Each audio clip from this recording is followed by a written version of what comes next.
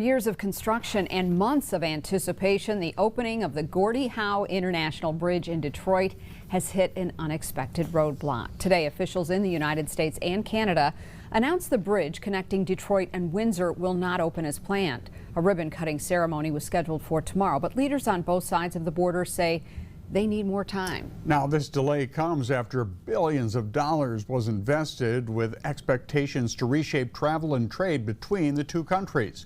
News 10's Rachel Fulton spoke with former Michigan governors and economic leaders about why patience is needed for a development this size.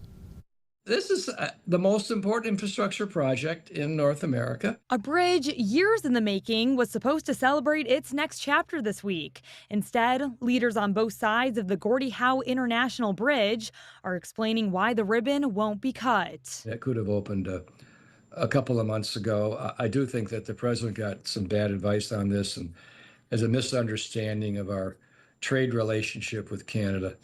But those of us who follow it know Canada's our most valuable, reliable partner. The last-minute delay surprised many who view the crossing as more than just a bridge, including former Michigan Governor Jim Blanchard. Every day it's delayed, we're losing millions. The Windsor-Detroit Bridge Authority released a statement saying they are taking the necessary time to resolve any outstanding issues, but it's not said what those issues are. Michigan Chamber of Commerce President and CEO Jim Holcomb says, while frustration is growing, the bigger priority is making sure the project reaches the finish line successfully and efficiently. About 1/3 of all trade traffic goes through this crossing on the daily basis. But when you look at big transportation and infrastructure issues, there's always delays. They're always frustrating. And the best thing we can do is make sure our policymakers are working earnestly to get them resolved and move forward in a great direction.